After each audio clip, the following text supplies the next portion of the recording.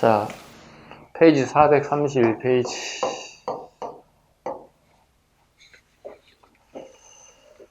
자, 수업하겠습니다. 자, 431쪽 보겠습니다. 430쪽 잠깐 하고 갈까요? 네. 강해군부터 살짝 볼까요? 네.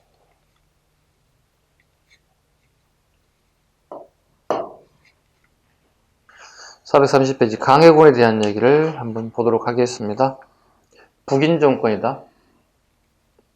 그 다음에 기둥법 시행했다. 그 다음에 편찬사업 볼까요? 편찬사업. 동의보감 체크할까요? 동의보감. 허준, 동의보감. 세계 기록유산에 등재되어 있다. 유네스코에. 사고정비. 임진왜란때 4개 사고 중에 3개가 불타고 전주사고만 겨우 하나 살아남았죠. 그죠? 그걸 다시 5대 사고로 정비했다. 그걸 전부 다 산 위에다가 창고를 만들었다. 궁궐 수리. 경희궁 체크할까요? 경희궁. 경희궁을 새롭게 만들었다. 기존의 경복궁, 창덕궁, 창경궁이 불탔죠. 경복궁은 중건이 못 됐죠. 그래서 흥선대원군 때 와서 중건을 하게 됐고요. 그 다음에 예교에 관련된 부분, 중리배교. 특히 강옥립의 출병과 되게 항복이 되게 역사적인 사건 중에 하나 있죠. 같이 볼까요? 강해군은 강옥립을 도원수로 삼아 13,000명의 군대를 이끌고 지원하게 했다. 근데 적극적으로 나서지 말고 상황에 따라서 대처하도록 명령하였다. 결국 조명연합군은 후금에 패하였고 강옥립 등은 후금에 항복함으로써 후금과 우호적인 관계를 유지하였다. 근데 결과적으로 이건 훗날 강해군이 인조반정으로 왕자에서 물러나게 되는 결정적인 계기가 되기도 합니다. 왜냐하면 반정 세력들의 가장 중요한 거리가 됐기 때문에. 그 다음에 인조했던 거니까 상관없고요. 정묘호란 원인 보겠습니다. 친명배금, 가도사건. 이건 지문에 가끔 나오는 거니까 꼭 보셔야 할 것 같습니다. 청에 의해 심연과 요양이 함락된 이후에 명예장군 모문영은 후금이 차지한 노동지방을 빼앗기 하여 평양 가도에 주둔하면서 후금을 자극하였다. 가도 사건을 우리가 잡아야 되겠죠. 후금 애들이 여기 다 땅을 차지했다고요. 명예 입장에서는 뚫리면 측면에서 이렇게 공개적으로 필요했다는 거야. 그래서 평양을 중심으로 여기에 주둔하게끔 만들었다. 건국을 침범했을 때 측면에서 공격을 쓰는 게 필요하더라. 군사적인 방법이 필요하더라. 이게 일명 모문영 사건 또는 가도 사건이라고 합니다. 원래는 처음에 평양에 설치를 했죠. 근데 우리 조정에서 이거 반대하죠. 왜? 진해 나라끼리 싸우다 우리가 피해를 보는 꼴이 되는 거거든요. 그래서 평양 여기 건너에 가도라는 거 있다고 이렇게 이동시켰죠. 그래서 이걸 가도 사건 이렇게 얘기하죠. 인조반정의 농공행상에서 본인 1등 공시 책봉대에도 불구하고 낮게 책정됐어요. 다른 사람에 비해서. 불만을 품었던 이갈이라는 사람이 그 공신 책봉에 대한 어떤 불만이 쌓이게 됩니다. 그리고 또다시 무슨 일이 발생되냐면 그 이갈은 어느 정도 공을 차렸기 때문에 서울에서 좀 안정적인 생활을 좀 하고 싶었는데 또다시 최전방에 발령이 난 거예요. 전방에 발령이 됐어요. 요즘 말로 하면. 이게 불만을 키우게 된 가장 결정적인 원인 중에 하나가 이거였습니다. 그래서 부임주로 가지 않고 버티고 있는 거죠, 서울에. 그래서 측근 세력들이 설득의 결과 이갈이 겨우겨우 가게 되죠. 근데 얼마 되지 않아서 이갈의 아들이 체포되고 영모에 연루됐다고. 이게 이제 이갈의 입장이 이건 아니죠. 본인에게 어떤 피해를 주고 가해를 한다면 충분히 변명도 하고 어떤 일을 하겠지만 아들에게까지, 즉 가족에게까지 손을 미치는 것은 이갈이 이제 분노하게 되죠. 그래서 이갈이 군사를 끌고 내려오게 되죠. 그래서 이걸 이갈의 난이다 이렇게 얘기해요. 그 결과 인조는 공주를 피신가게 됩니다. 유일하게 이갈의 난만이 유일하게 한양을 점령하게 됩니다. 한양이 입성이 됩니다. 우리 조선왕조 500년 있었으면 반란사가 꽤 많이 발생했는데 한양이 떨어진 것, 한양이 뚫린 것은 이괄의 난이 처음이자 마지막이기도 해요. 이런 게 전부 다 여러분들의 기초적인 요소다 보시면 됩니다. 결과적으로 이괄은 진압되죠. 이괄은 진압됐지만 이괄의 잔당들이 넘어가게 되겠죠. 청에 넘어간다. 청에 넘어가서 보고하죠. 뭐라고? 중요한 것들이 있습니다. 잔당들이 살 수 있는 방법은 조선에 대한 군사 정보를 넘겨줘야 돼. 고급 정보를. 그래야 본인들이 가치가 있는 거예요. 두 번째, 이걸 얘기해주죠. 당신들하고 친하게 지낸 것처럼 실상은 명과 친하게 지내고 당신을 배척하는 예교 정책을 펼치고 있다고 고자질을 하게 되죠. 이게 결국은 원이 돼서 병자호란의 원인이 됩니다. 병자호란의 원인이 됩니다. 인조 때 인조 계비가 상을 당하죠. 계비가 상을 당했을 때 그 청나라 사신들이 와서 조문을 하죠. 조문을 하는 자리에서 우리 조정에게 요구한 게 군신관계를 요구합니다. 참 매정하죠. 상갓집에 와가지고 되게 안 좋은 걸 요구했다는 것들. 그 결과 인조가 고민하죠. 그러나 인조가 버티죠. 왜냐면 전해들이 전쟁을 준비하고 우리나라에 침입하는 데까지 최소 6개월에서 1년 걸릴 것이다. 그렇다면 우리는 이미 이걸 준비할 수 있다. 그럼 장기전을 갈 수 있다는 생각을 했던 것 같아요. 그래서 병자호란 원인 중에 하나가 군신관계 요구를 하다 거부하죠. 거부합니다. 그런데 홍타이지가 직접 군사를 끌고 와버린 거야. 군사를 끌고 왔어요. 그래서 인조가 어떻게 되는 거야? 강화도로 피신을 하였지만 이미 이네들에 의해서 군사정보가 다 빠져나갔죠. 전쟁이라면 왕은 무조건 강화도로 갈 것이다. 여기가 막혀요. 홍타이지 군사들이 길을 다 막아버렸다고. 그래서 갈 게 없으니까 어디로 가는 거야? 남한산도로 가는 거야. 그래서 남한산도로 한 50일 동안 버티는 거지. 홍타이지에게 50일 정도 버티더만 결과적으로 더 이상 버틸 수가 없어서 항복의 길로 갈 수밖에 없었다. 그리고 챔피언 홍타이지 앞에서 황복식을 해야 되는 이런 불운의 왕이 되고 말았다. 이때 들어갔죠? 정묘란 시기의 내용을 한번 보겠습니다. 이어서 가보겠습니다. 정묘호란이 발발되었다. 이때 정봉수와 이립 같은 사람이 의병에 있었다. 두 사람밖에 안 나타나죠. 병자호란때는 아예 등장도 하지 않습니다. 이유는 뭐냐면 임진왜란 때 우리 의병장 일부가 군량미를 좀 나눠 먹는 현상이 발생됐다고요. 왜냐면 의병들을 좀 먹어야 되니까. 근데 이걸 갖다가 역모로 몰아서 의병장 상당수를 갖다가 처형하게 된다고요. 나라를 지키기 위해서 군인이 먹을 군량미를 같이 좀 먹었다고 역모로 몰아 죽인다는 얘기는 앞으로 이러한 상황이 반복된다면 그 누구도 의병 활동을 하려고 하지 않을 거예요. 그러니 병자호란때 두 사람밖에 나타나지 않는 거예요. 정봉수들이. 병자호란때 아예 없어요. 그렇잖아. 어차피 싸우다 죽거나 가만히 앉아 죽거나 매 한 가지일 거 아니야. 누가 그렇게 죽고 싶겠어요. 그래서 병자호란때는 아예 의병장 등장도 하지 않습니다. 병자호란 보겠습니다. 나라 이름을 청이라고 했다. 군신관계를 요구했다. 이때 우리나라에서는 주하파와 주전론이 대립하게 되었다. 척하파 또는 주전파라고 하죠. 김상헌을 정식으로 홍익한, 윤지, 보달제 등이 싸우자 주하파, 최명길, 예교적 교섭을 통해서 문제를 해결한다고 주장하고 있다. 또 후일을 기억할 수 있지 않겠느냐. 이 두 개의 파가 대립하는데 결과적으로 척하파, 즉 주전파가 우위에 서게 되죠.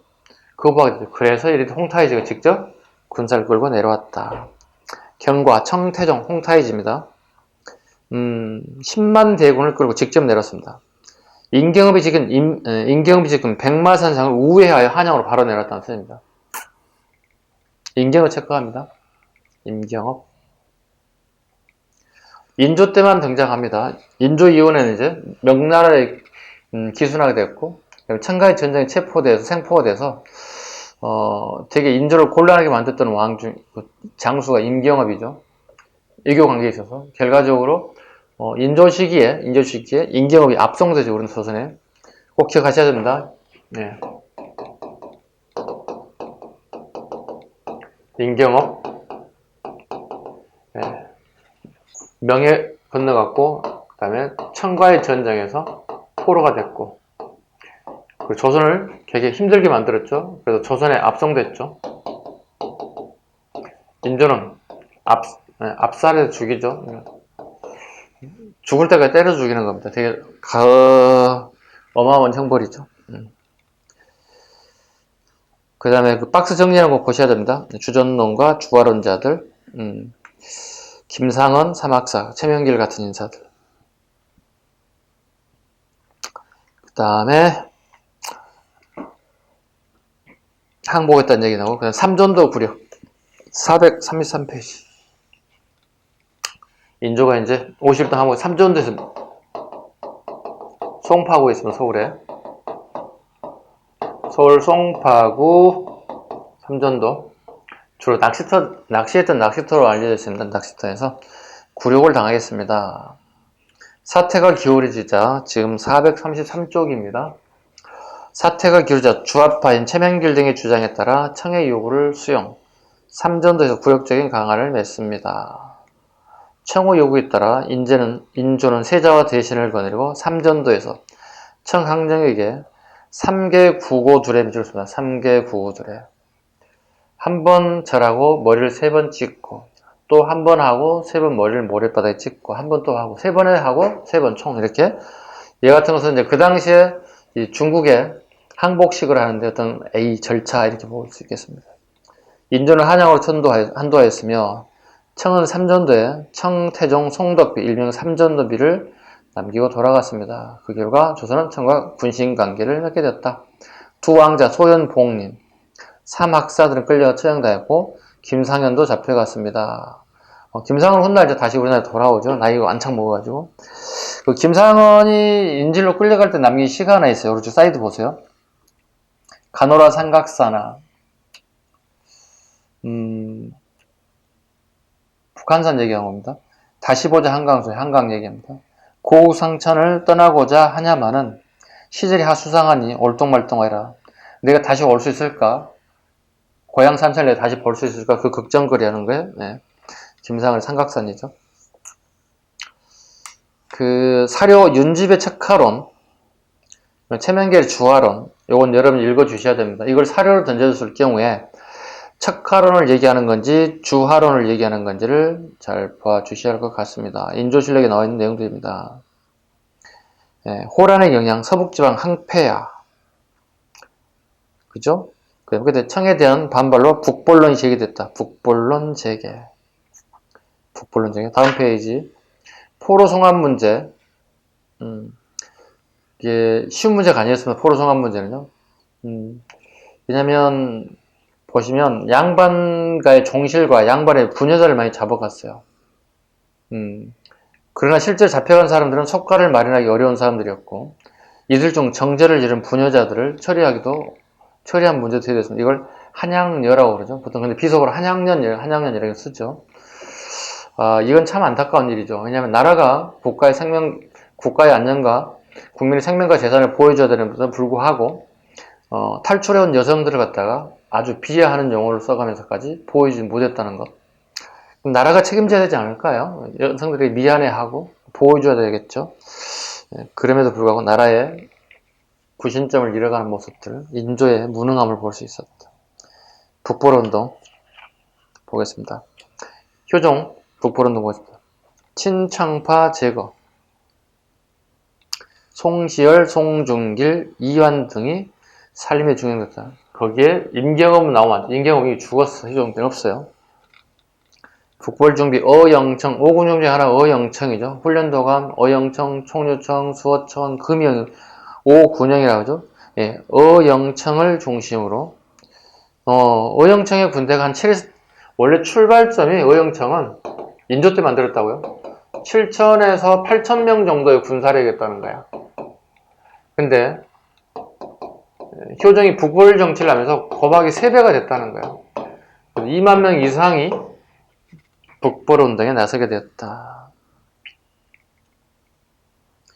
자, 선각을 수리하는 등 복수를 설치했다. 그래, 효정이 사망하면서 결과적으로 북벌 계획은 중단되고 말았다. 혹 살았다 손치더라도 북벌은 거의 불가능에 가까웠죠. 군사적으로 싸워서 이긴다는 보장이 없잖아요. 보장이 없는데 굳이 무리해서 싸워야 할 이유는 없죠. 그죠? 결과적으로 서인들의 정권 유지책으로 쓰고 말았다는 거죠. 그 다음에 그 뒤에 숙종, 북벌 준비, 재준비, 청해 정세 변화 3번의 나라는 게 있어요. 이건 좀 난이도 올라가는 거. 좌측에 3번의 나 보시죠? 청해 투항하여 번항에 봉해졌던 명예장수 오삼계 등이 반란을 일으킨 사건을 갖다가 우리는 3번의 난이라고 합니다. 자, 이용하여 윤유를 중심으로 북벌의 움직임이 제기되기도 했으나 청해 안정과 남인의 실각 등 북벌을 옮기지 못했습니다. 윤유가 되게 중요하죠. 숙종 시기에 남인의 윤유. 북벌들은 주로 서인 중에서도 노론들이 주로 했던 것들이거든요.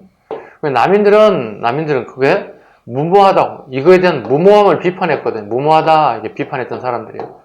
근데 그 중에 한 사람이었던 윤유라는 사람이, 남인의 한 사람이, 윤유는 북벌을 찬성했다는 뜻이에요. 되게 특이하기 때문에 잡아주셔야 돼요. 그러니까 자기네 붕당의 생각과 전혀 다른 생각을 하였다. 소중화 실현. 명은 이미 망했고 우리가 작은 중국이라고 생각하는 소중화 운동을 하고 있다. 그 결과 노련의 건의에 따라서 하양동에 충청도 충북 계산이죠.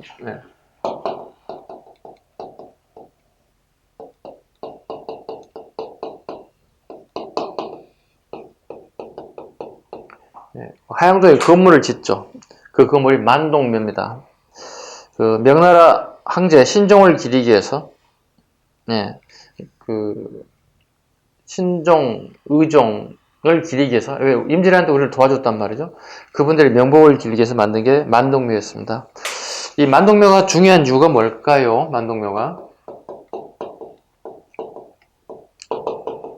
명예 황제의 명복을 비는 목적이죠. 명복을. 근데 이 만동묘는 흥선대원과 밀접한 또 관련이 있죠.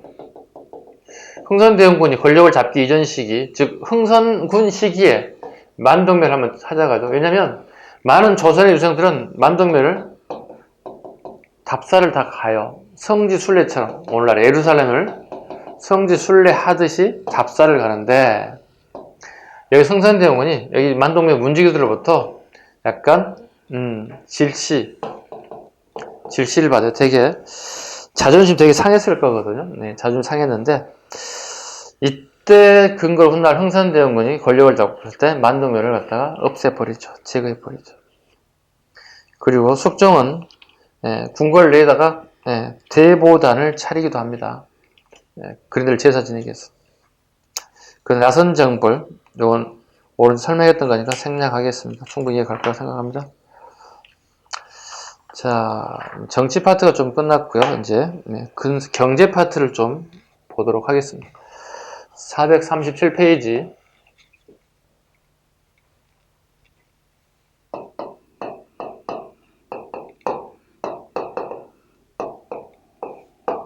자, 그래서 경제 파트를 한 번씩 보도록 하겠습니다. 그 경제 파트는 나오면 되게 쉽습니다. 어렵지는 않습니다. 다 맞으라고 좀 난이도가 좀 낮은 부분에 해당됩니다. 보겠습니다. 경제정책, 특히 농본주의에 관련된 부분인데요. 한번 넘겨보겠습니다. 439페이지로 가야 되겠네요. 앞에 거 문제가 없습니다. 안 하셔도 될 것 같아요. 토지제도로 갈까요? 뭐 같아요? 자주 했던 얘기? 공무원?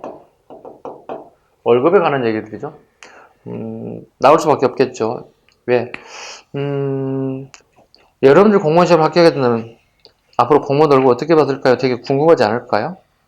궁금할 것 같은데 그 궁금함을 해결해야 될 거 아니겠습니까? 그죠? 시험에 자주 나올 수 있는 부분입니다. 보겠습니다. 자, 고려 말에 가전법이 만들어지죠. 누구에서? 신진사 하대부들에 의해서. 그죠? 정서전, 조준 같은 인사들에서 만들겠죠. 어디에? 경기에 한해서. 경기도는 아직 아니죠. 조선시대가 아니니까. 경기에 한해서 전 현직에게 지급했다. 다르게 표현하면 경기에 해당되는 땅을 전부 다 국가가 몰수했다. 국가가 몰수하고 토지대장, 양안이라고 그러죠. 토지대장을 전부 다 불태웠다. 그리고 경기 지역의 경기인들에게 토지를 n분의 1로 분배해서 나눠줬다. 그리고 여기 생산된 일부를 국가 공무원의 월급으로 가져가게끔 했다. 이걸 뭐라고 그러죠? 수조권이라고 하죠. 뺏긴 사람들이 전직 공무원이 되게 많았어요. 그러다 보니 어떻게 억울함을 없애야 되겠죠? 그래서 전현직에 지급했다. 경기에 한해 지급했다. 꼭 하실 것, 신라, 고려, 조선 공통적인 것, 수조권입니다. 꼭 들어가지 말아야 할 단어는 뭐라고 그랬습니까? 소유권을 지급했다는 지금 무조건 틀린 지문이 되어야 된다고요? 가장 기초적인 겁니다. 자, 고려 말에 과전법 실시됐지만 실질적인 조선시대에 했다고 봐야 돼요. 그래서 조선의 법이 이제 과전법이 되는 거죠. 자, 조선 초보겠습니다. 세조 때 볼게요. 세조 때는 직전법이 만들어지죠. 흐름이에요, 여기는. 완전하게 직전법. 전현직에 주다 보니까 되게 땅이 부족해지겠죠. 수조권이. 그죠? 그래서 누구에만 주는 거 있습니까? 네, 현직자에게만 지급한다. 현직자에게만 수조권을 지급하였다. 현직자. 그렇다면 문제가 하나 더 있죠. 현직자에만 지급했을 경우 내가 그럼 정년퇴임을 하게 된다면 내가 나는 어떻게 생계를 유지할 것인가 고민거리가 아니겠어요? 현직자 시기에 재산 축적을 좀 해야 되겠죠? 부패, 부정부패, 비리가 커질 수밖에 없어요. 이런 모순점이 하나 있어요. 직전법. 현직자에게만 지급하는 방식으로. 이게 세조 때 만들어졌어요. 자,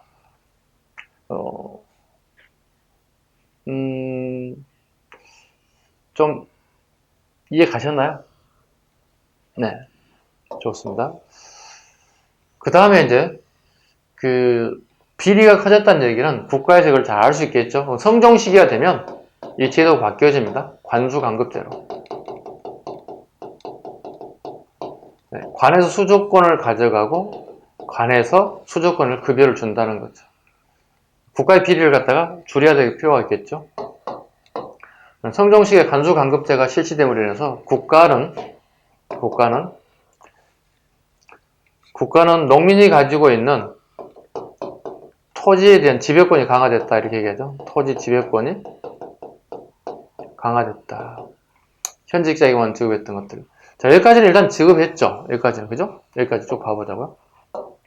우리가 신라 때도 공무원이 있었을 거고, 그죠? 고려 때도 공무원이 있었을 거고, 이때까지 세조 때까지도 공무원이 월급을 지급하잖아요. 이건 수조권을 지급하는 거잖아요. 이러한 제도를 우리 뭐라 부른다? 전주정격제를 한다. 이 바탕에 뭐가 깔려있다? 왕도사선이 깔려있다. 왕이 생각이 뭐야? 전부 다 내 땅이라 생각하는 거지. 그게 가능한 일이고.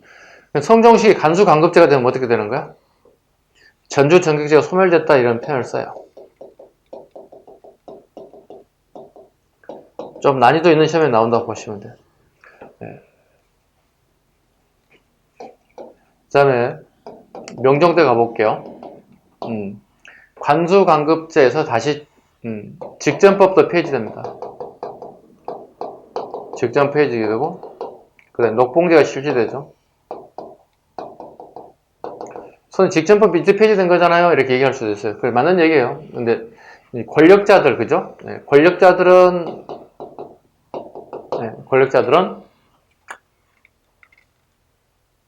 직접 수조권을 행사하기도 했습니다. 근데 그거마저 없앴다는 뜻이에요. 그리고 본격적으로 녹봉제가 실시됐다. 요건 이제 16세기 상황이에요. 명종은 16세기고, 그 다음에 여기서부터 여기까지, 여기가 15세기 상황이에요. 훈구세력이 권력을 잡았고, 사림이 권력을 잡았잖아요. 녹봉제가 전격 실시됩니다. 정일품부터 종, 구품까지. 그죠? 미와 포. 미와 포를 이렇게 지급하죠. 쌀과 우리 옷값. 자, 우리 기준을 한번, 정의일품 기준을 보죠. 영의정이겠죠? 영의정, 자의정, 우의정 같은 사람들이겠죠? 이분들이 쌀을 받는 세금이 한 140석, 포가 한 12포. 근데 이네들이 평상시에 집에서 1년에 쓰는 양을 봤더니 200석, 20포. 빼보자.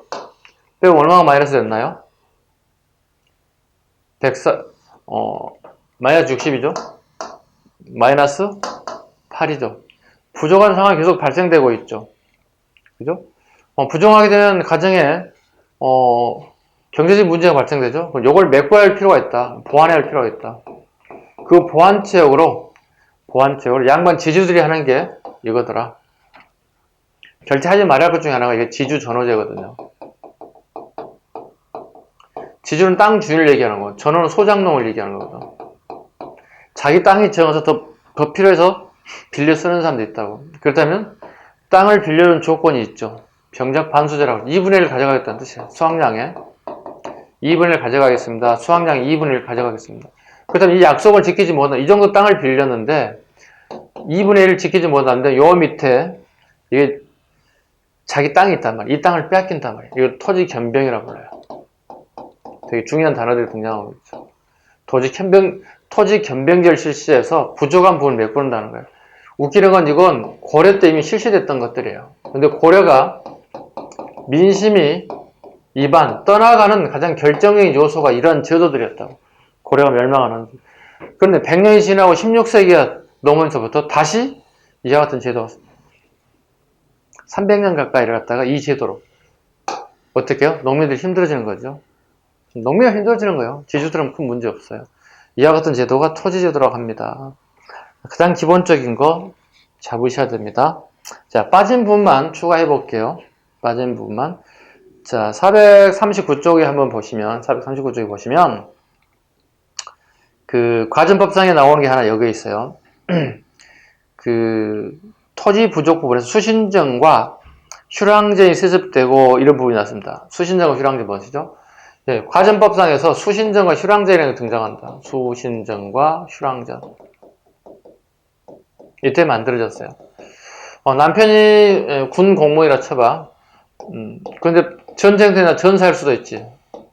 전사한다면 그 가족의 일부에게 자기 월급이 넘어가는 거죠. 요즘 말로 하면.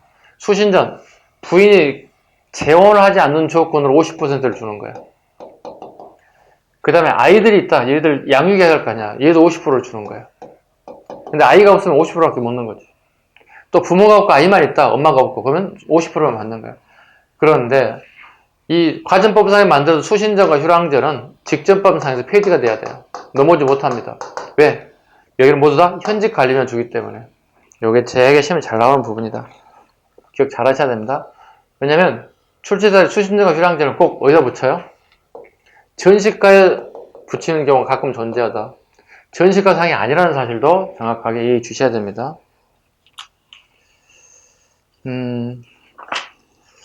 그 다음 넘겨보겠습니다.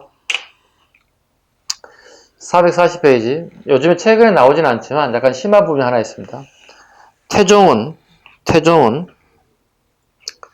과전 지금을 충청, 경상, 전라, 하삼도라고 그럽니다.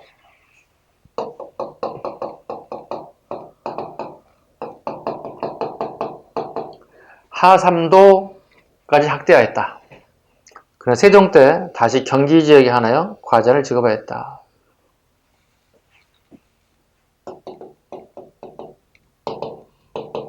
페이지.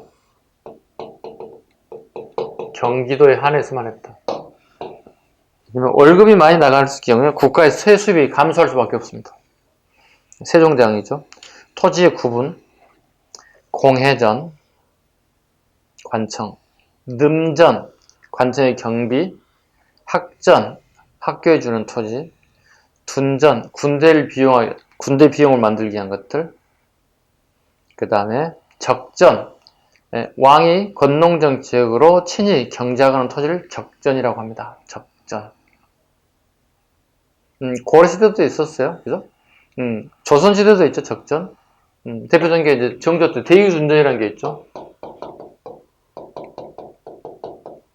네. 정조 때 수원화성을 만들죠, 정조가. 이때 여기 일하는 백성들 위해서 쌀 생산을 증가시키는 노력을 하죠. 사전 볼까요? 수신전, 휴랑전, 가전법상에서 만들었던 것들 두 가지.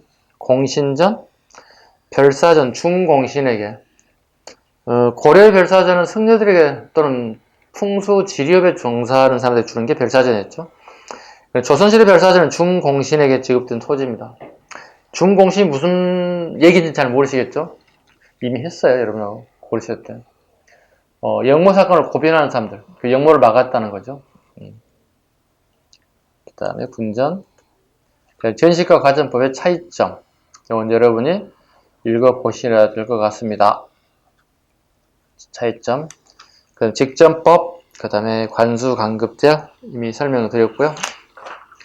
그 다음에 직전법 페이지 녹봉제 관련된 부분까지 지주전에까지 했고요. 됐죠? 그 다음에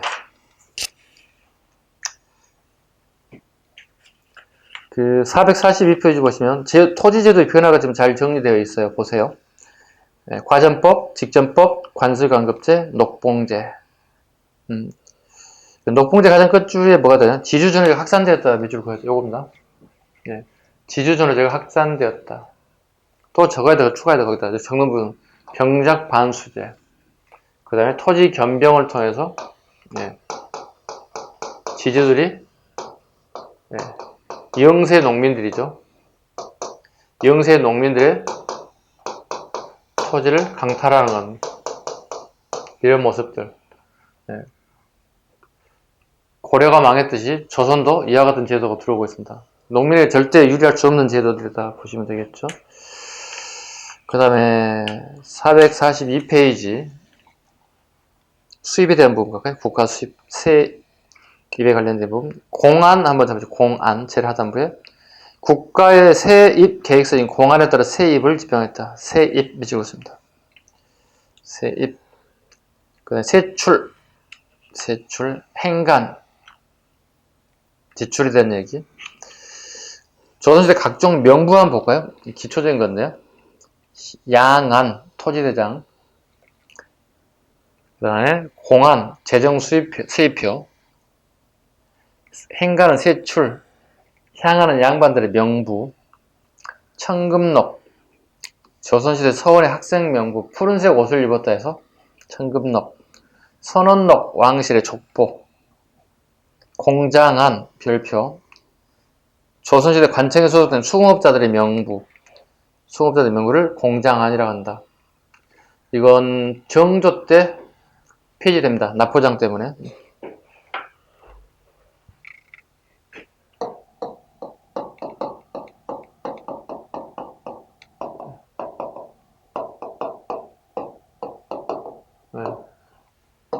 수공업자들 명부를 얘기합니다. 수공업자들 명부.